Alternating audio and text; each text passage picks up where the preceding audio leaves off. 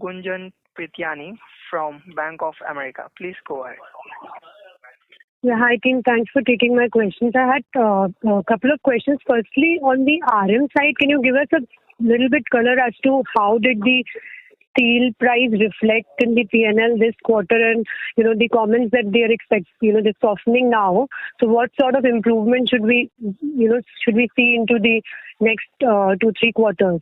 And again, similar comments on price hike. Just trying to get the direction on the gross margin over the next 2-3 quarters. Yeah, Gunjan, thank you for the question. This is Shenu. So, like I said in my opening commentary, there was a slight increase in the commodity prices as we started the year.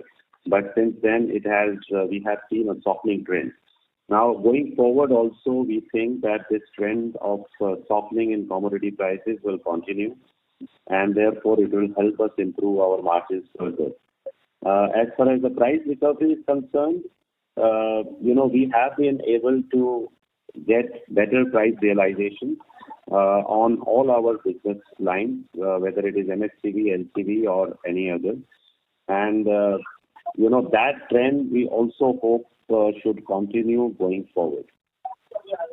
Sir, is it possible to get a little bit of quantification as to, how much sort of a movement that we saw in the steel or commodity impact and discounting into this quarter, sequentially Q1 to Q2, how have we seen those sort of metrics changing? Yeah, Gopal, would you like to take that? Yeah, hi Gunjan, how are you? Happy Diwali to all of you. See, basically, Gunjan, what has been happening is, if you look at our material cost as a percentage to sale, we have seen that in Q2 last year it was about 78% and now it's at 73.5. So what you're seeing is that, as a percentage to sale, we are really about 4.5% lower. In a ratio like this, of course, predominant part of it is coming in on account of material cost. But when you look at the improvement in gross margin or, over material cost, the contributions, right, we will see that there is an impact on account of the realization also. Steel prices over sequentially, if you look at it from Q1 to Q2, what we have seen happening is that, we did factor in a little bit of increase in Q1, but that is kind of rolled back. The typical percentage of steel, and steel accounts for maybe 40, 45%, 50%, depending on the vehicle, right? In between Q1 and Q2, the increase decreases would were about 8, I would say about 8% or so. But the point is, if you look at it sequentially, right, there was a steep increase in steel prices last year in Q1 and Q2. After that, what we have seen is a deceleration of the price. The increase, and it came down in Q3, Q4.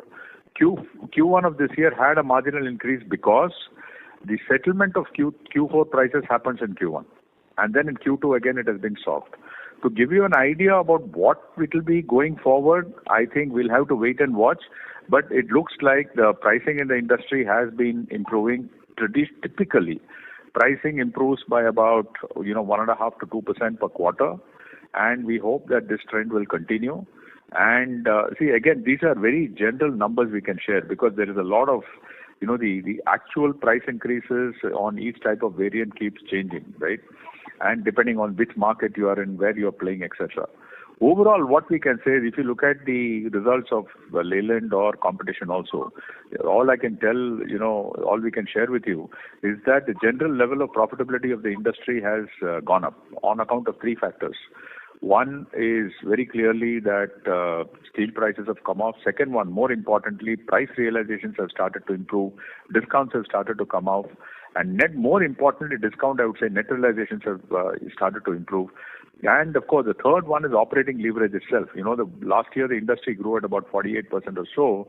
This year we have all seen a 10% increase in H1, and that operating leverage benefit is coming in. In Ashok Leyland, and we can't talk about competition, which also Shenu kind of alluded to, and I thought I'll give a slightly longish answer because I'm sure other investors will also have the same question. We have embarked upon a never before like cost reduction program. So last year, we possibly did about 600 to 675 crores of, around 650 crores of saving. we go look at looking at new material, new vendors, consolidating vendors, changing the design where we could optimize it but not reduce the performance of the vehicle, in fact enhance it. So there's a huge amount of effort that is happening. So we will pursue with that effort in the current year also. So all of this has resulted in the the margin. So 11.2% is actually a very good result. I mean, we shouldn't be saying it ourselves, but in Q2, if you will look at it, I think we have achieved 11.2%. And in Q1, when we actually had forecasted that for the full year we'll be at, kind of double-digit EBITDA margin, we started off Q1 itself with a 10% EBITDA. Back to you. Okay. Just last one from my side. If you can talk a little bit about the channel inventory, because, I mean, we do start seeing that, dealers talking about inventory being a bit higher. So is there any comment to be made on demand being relatively softer than we expected, and a little bit of channel build-up that has happened in last couple of months? Any comments around that? I'll give a quick comment and then also hand it over to Shenu. But you see, this channel inventory, we don't see it as a major concern, because what happens is, there is a lot of the pull that comes also from the dealers based on the forecast, and then you've got Diwali time, so they want to ensure that they are having adequate stocks, etc.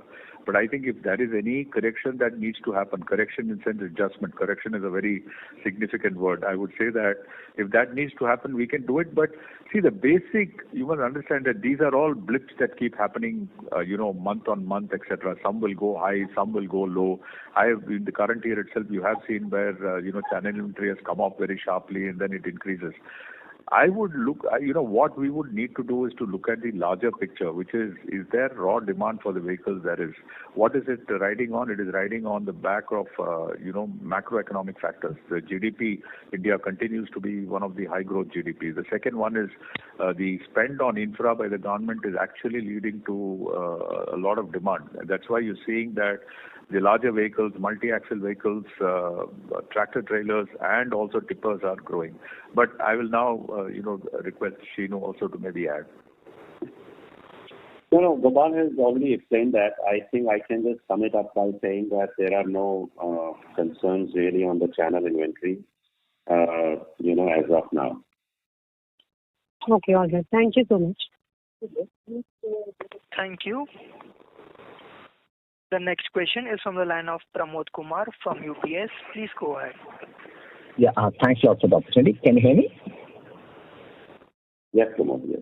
Yeah, thanks a lot, Shenu. Shenu, just for clarification, you've been referring to the market share of the MHCV being at 30% plus.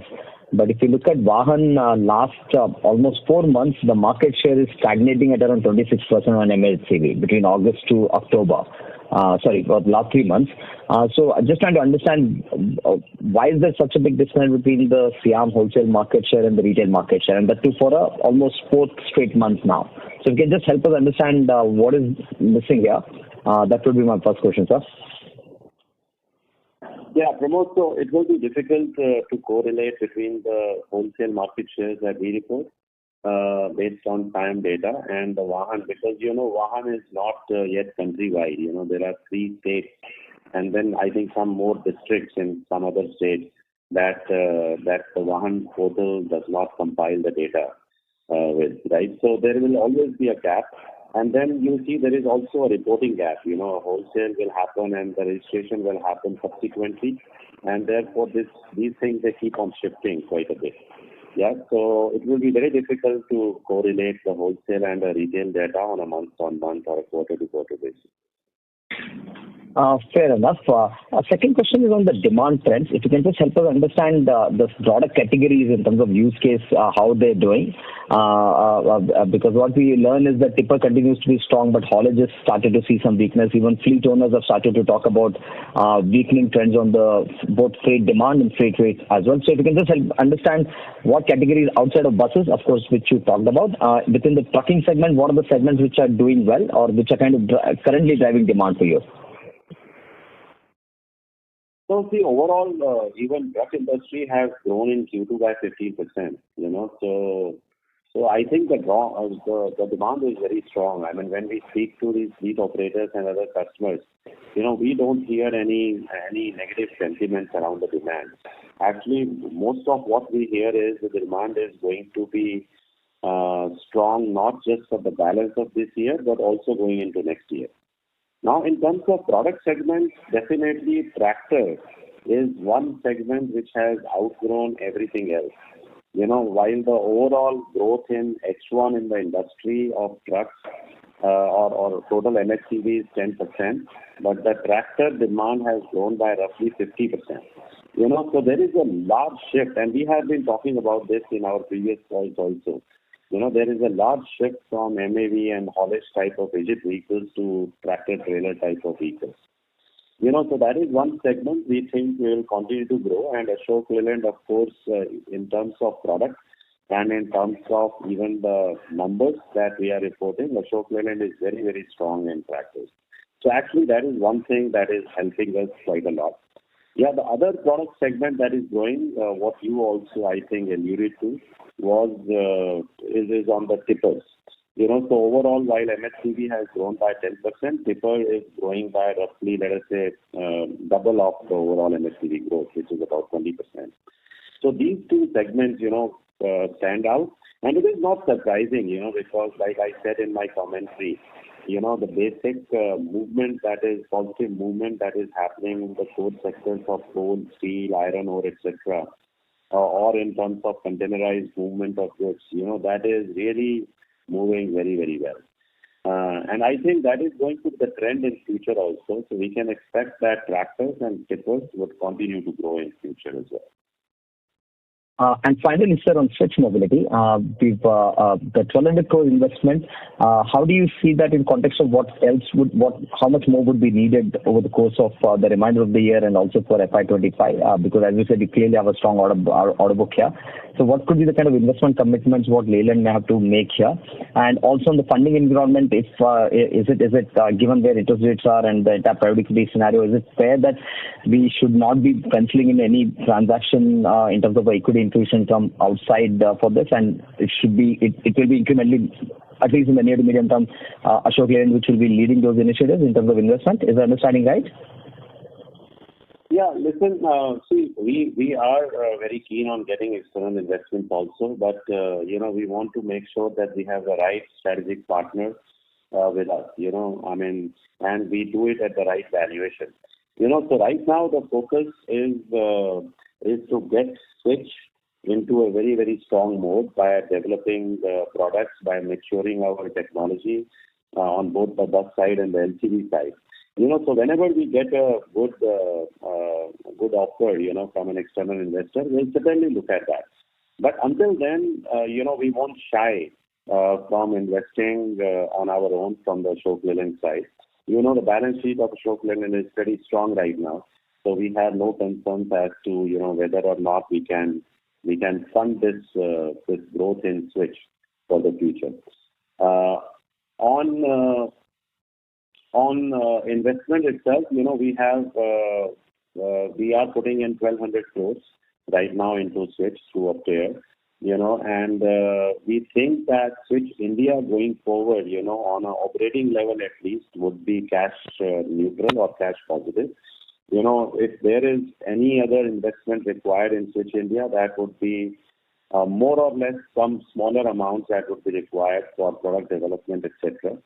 On the Switch UK side, since the European markets are still not going that strong, or the UK market is still not going that strong, some more investments may be required into FY25. It would be hard to quantify that at this moment of time, but we think that Switch India is more or less self-sufficient.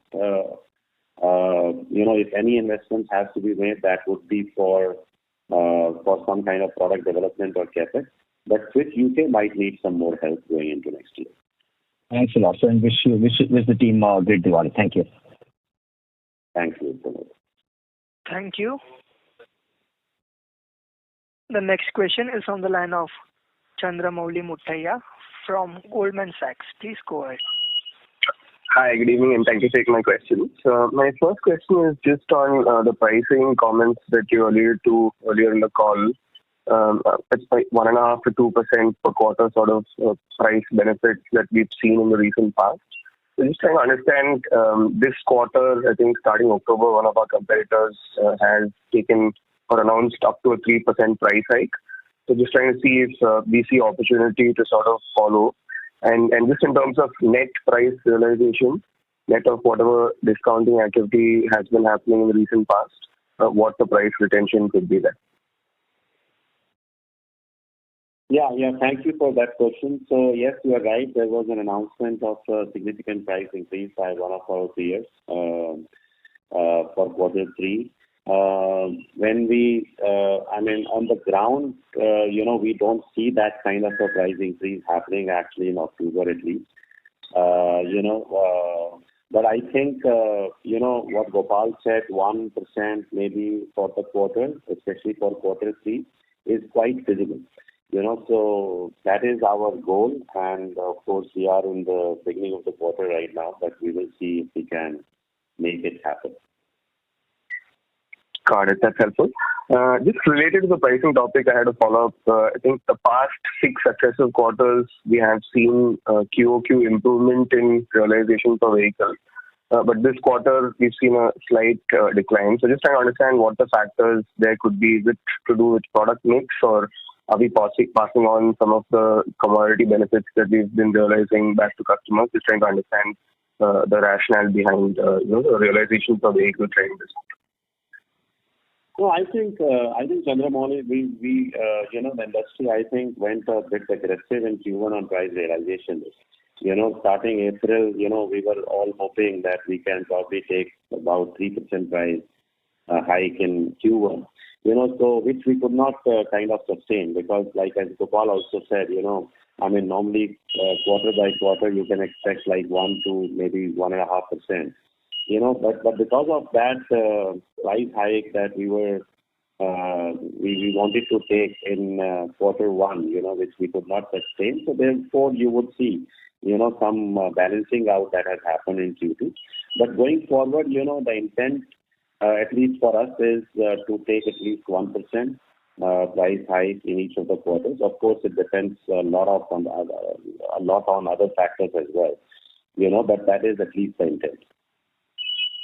Got it. That's helpful. And my last question is just a quick clarification on tax rate. So this quarter we seem to have had sort of a 35 to 36% tax rate. So just trying to understand how we should think about tax rate for the full year from here.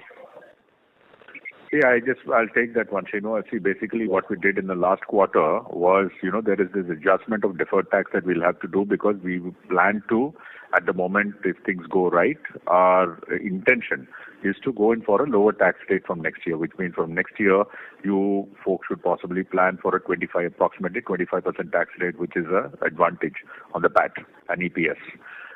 This year, since we would continue with the 35% tax rate for Q2, Q3, Q4. The adjustment that happened in Q1 was because of the credit that we had to take on deferred tax, which was 172 crores.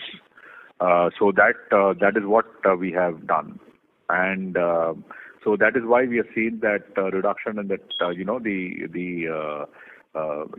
the absolute tax rate. I hope that kind of clarifies, yeah. Got it. That's very helpful. Thank you very much, and all the best. Yeah, thank you. Thank you. The next question is from the line of Siddhartha Bera from Nomura. Please go ahead. Yeah, hi John. Thanks for the opportunity. So one clarification on the switch investment. We have another subsidiary, OHM, which operates the buses. So do you think there will be any further investment required in the OHM entity as well? Yeah, see, OHM is on the e-mart side, so investments in equity would really depend on, the kind of the order pipeline that we are able to generate. But right now we are well funded in OHM as well, because recently we had put an equity of 300 crores. And you're also aware that OHM had been moved directly under Ashok Leyland. So I can't give you a number right now. It really depends on what kind of an order pipeline we can build over the next few quarters. Got it. And sir, what should be the standalone Capex we should assume in the standalone entity? And second is on the Hinduja Leyland Finance. Can you give us some numbers on what is the book size and And what will be any more investment if it will be required by us in the current year?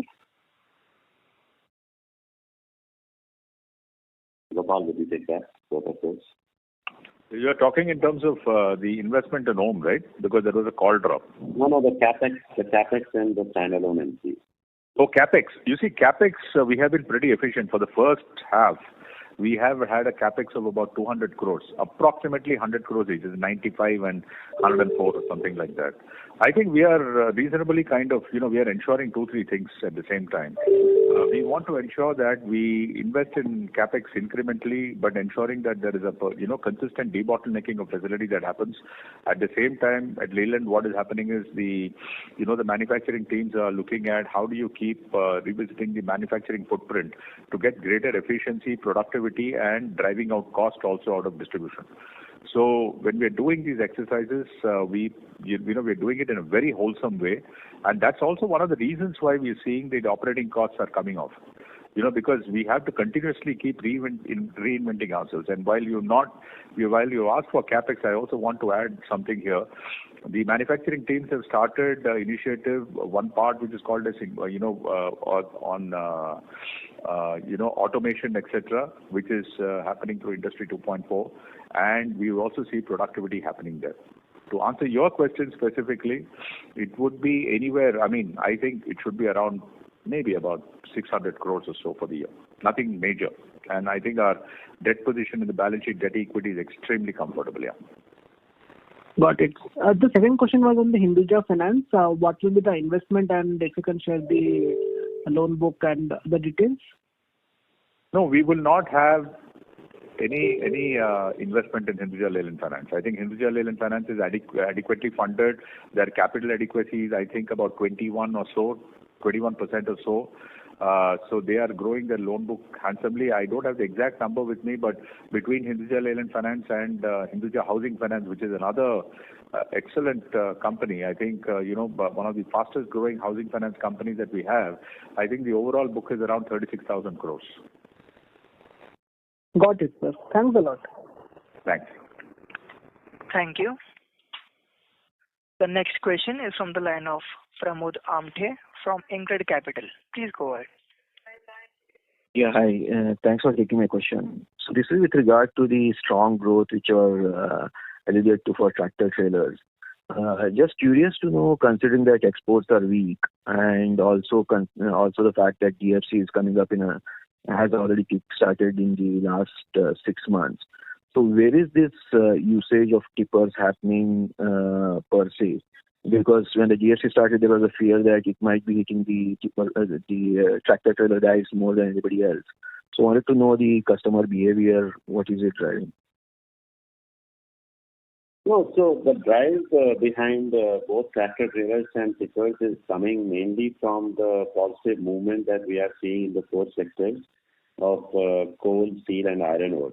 Also from a very positive movement in the containerized movement of the goods. Yeah, so that is, I think, what is driving it, really.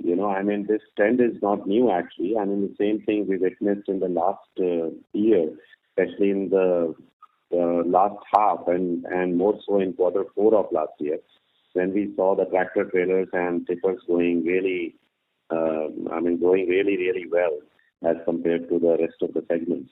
So as I said, we think that this trend will continue, because tractor trailers, they provide much more flexibility to the fleet operators, in carrying different types of goods and different types of routes.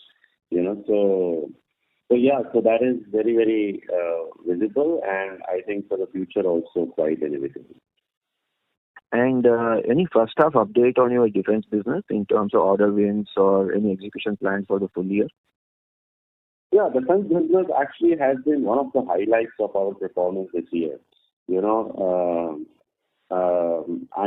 kind of pipeline that we have on defense actually is at a historic high. We were actually hoping for last 2-3 years, if not more, to get into a 4-digit top line on defense. I think this year we have a very strong chance of doing that. Even if we miss this, we would be, I think, very positive about are positive at looking at about 800, odd crores, if not more, right? So this will be a very good year for defense. Even for the future, for next couple of years, the pipeline seems to be very, very strong. Sure. Thanks and all the best. Thank you. The next question is from the line of Mukesh Saraf from Avendus Spark. Please go ahead. Yes, good evening, and thank you for the opportunity. My first question is pertaining to some of these regulatory changes that we're seeing. Like now we have the electronic stability control mandatory, and I guess the expectations are of a few more regulations coming in, which can probably lead to the price of the vehicle going up. So, first, can you kind of give us a sense of, do you expect such regulatory changes coming in the near term?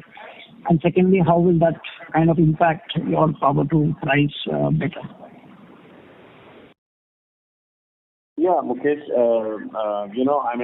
regulatory changes are not new to our industry. We are actually one of the industries which are I think, more regulated than anything else.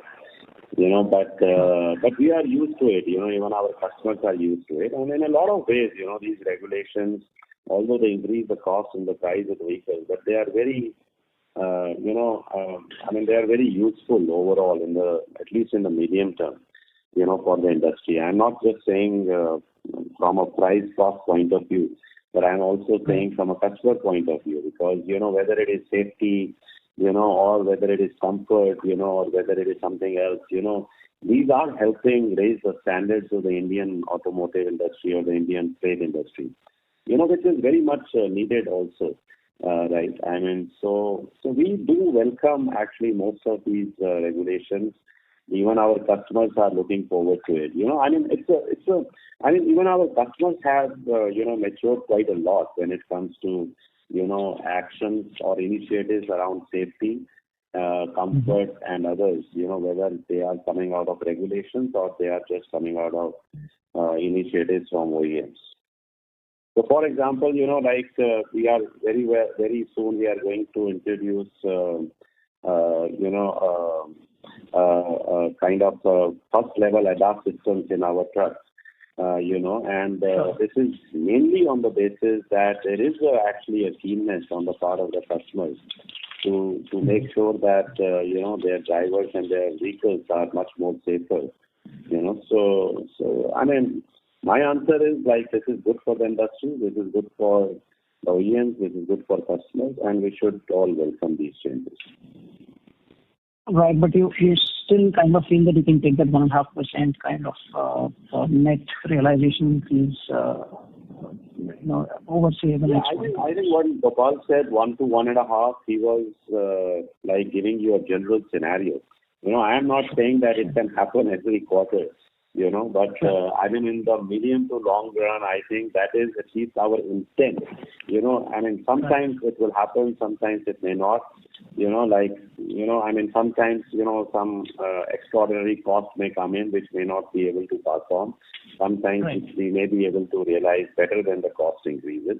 But overall on a medium to long term basis, and even if you look historically in the last 6 or 8 or 10 quarters, that is kind of what the industry is aiming at. Right. Got that. And my second question is looking slightly beyond this year.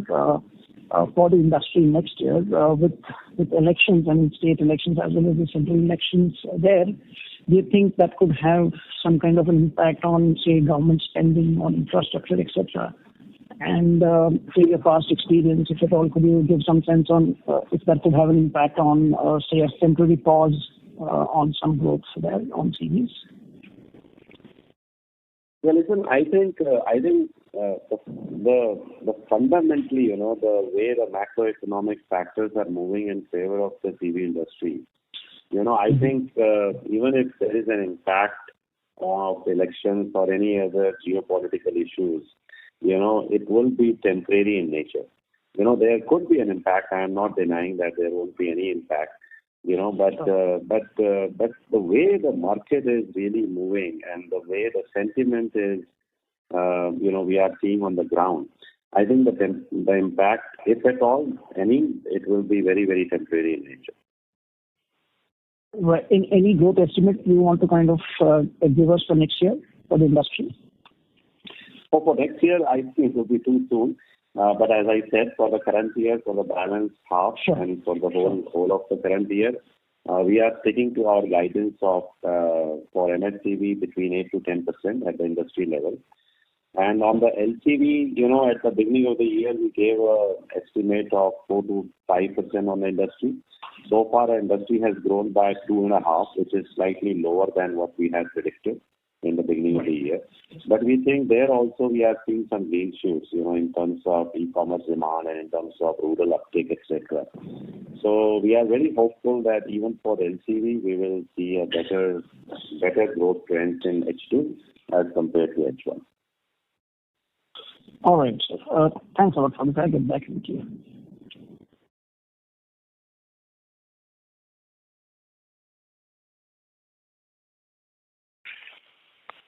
Thank you. The next question is from the line of Raghunandan from Nuvama Institutional Equities. Please go ahead. Congratulations, sir, on another set of strong numbers and festive season greetings. Sir, firstly, for Q2, can you indicate how was the performance in the non-vehicle revenues, especially if you can highlight how was the performance of defense? Would it be tracking that 200 crore kind of quarterly run rate to reach 800 crore for the full year? Yeah, Raghu, firstly, thank you for your kind words.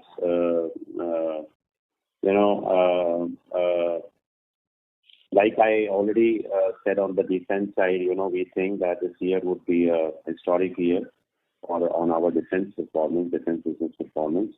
The order pipeline is very, very strong. We are aiming at a 4-digit revenue this year. But even if we miss it, we are very positive about, touching about 800 crores. Maybe Gopal can let you know more in detail what we have done in H1 exactly on defense.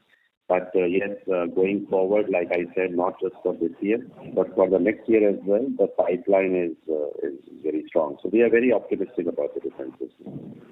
Yeah, domestic defense revenue, normally we don't actually give breakdowns, but since you specifically asked, it's about, for H1 is about 300 crores.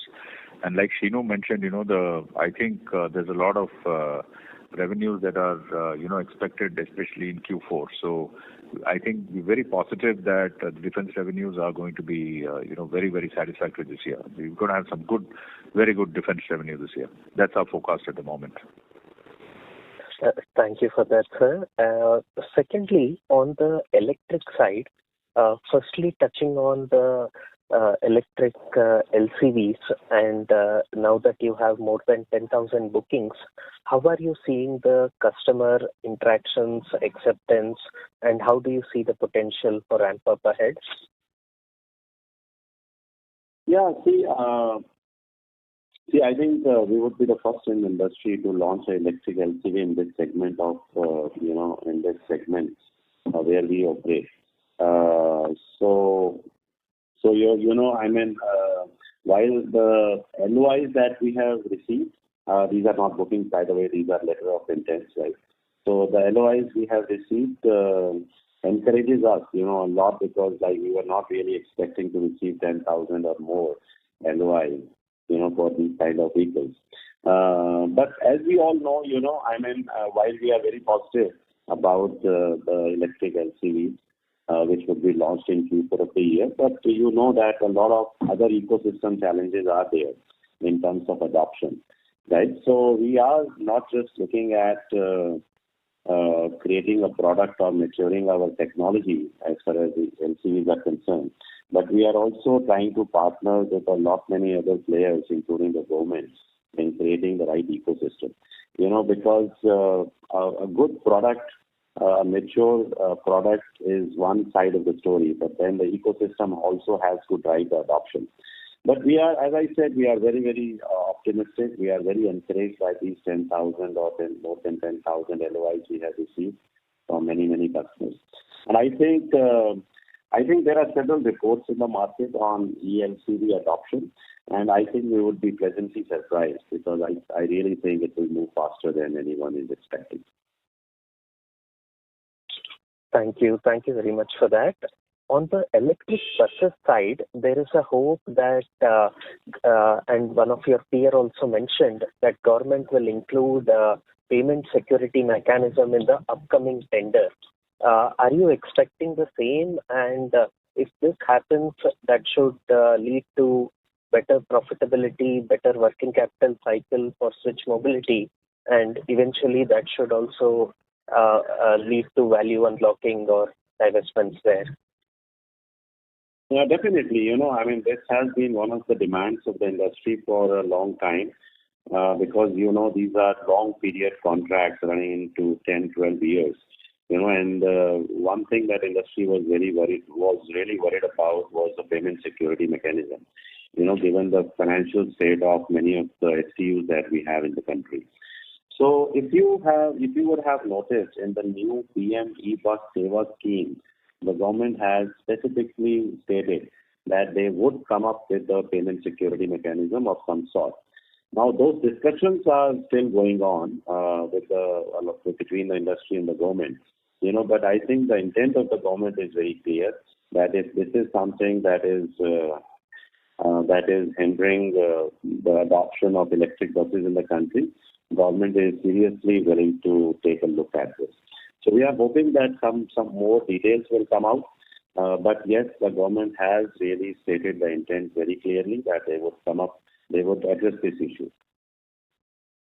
Thank you, sir. Lastly, in terms of the listing of HLF, any timeline? When do we expect that to happen? Well, I think, we are expecting the management. I had a discussion with them as well, and I think they are expecting this to happen sometime in Q4. Because it's a reverse merger, there are a lot of compliances that to be done additionally other than a standard DRHP. But I think there are certain approvals that they've just received very recently, so they are reasonably confident that the listing will happen in Q4. And I also wanted to just make one correction. I had not told the consolidated number, even though I'd used the term. The total book, both on book and off book for HLFL today is about 42,000 crores. Get back to you. Thanks. And how would be the H1 profit, sir, if you have it handy?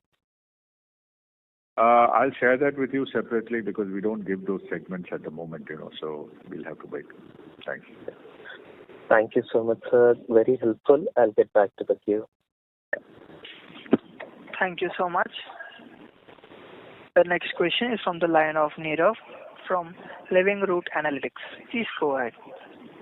Yeah. Hi, sir. Am I audible? Yes, Nirav. Please go ahead. Yeah. That's the meeting, sir. So I just wanted to know the outlook for buses in H2. Sorry, can you look for buses for H2? You said? Sorry. Yeah. Go ahead. Right. Oh yeah. So see, the bus order pipeline itself is very, very strong as far as H2 is concerned. As you would have noticed in many announcements that we have made, we have won some really large tenders from STUs on the diesel bus side. So we are. The order size book, the order pipeline is so strong that we won't be able to execute even all the orders in H2, right? And therefore, some of these will definitely spill into FY21 first half. So be assured, both on the industry side and definitely from Ashok Leyland side, since Ashok Leyland is the leader in the buses right now, you will see a marked improvement in our numbers in buses in H2. So if I'm not wrong, the current existing order book for buses is 1,100, right? Oh, no. That is for electric buses. That is okay. Switch. Yeah, but okay. I think your question was more on the diesel buses. So my response was for the diesel buses on the Ashok Leyland side. So what's the order book for diesel bus? I'm sorry? What's the order book for diesel bus? Order book we don't give away, but what I can tell you is the order book is very strong, and H2 volumes would be significantly better than H1 volumes as far as diesel buses are concerned. So if possible, you could also shed some light on the industry outlook on all three segments from a 12 months perspective for FY25, if possible. No, as I said, FY25 would be too soon. You give us a quarter or something like that, probably in February, around January or February, we would come up with the guidance on FY25. I will just try to rephrase my question. So where do you see the CV cycle peaking out since we are already in the middle of it? Yeah, so, as I said, what we are seeing on the ground is a very, very positive sentiment. When we are talking to our fleet operators and other customers, they are of the view that this cycle is going to continue for not just this year, but even into the next year. And that is our view as well. So definitely we think that there would be a growth trend in FY25. But as I said, more precise guidance we'll be able to give you around January or February. Okay. Thank you so much. Thanks. Thank you. As there are no further questions from the participants, I now hand the conference over to the management for the closing comments. Yeah, thank you very much again. The first half has been very good for Ashok Leyland in terms of MHCV market share gains as well as the margins. Overall, good run continued in Q2. Contribution from defense, LCV, aftermarket, and power solutions was also very supportive in our overall performance. Revenue mix was good. Price recovery and cost savings went as per our plans and were satisfactory. With the robust economic growth outlook as well as the increased outlay on infrastructure, we expect a good demand situation going forward as well. Softness in commodity costs and our relentless focus on driving operational efficiency should also help us further going forward. Given this backdrop, we hope to steadily improve our market share in all the segments and continue with a good margin run as well. Thank you once again for the interest shown in Ashok Leyland. On behalf of P&K Securities, that concludes this conference. Thank you for joining us, and you may now disconnect your lines.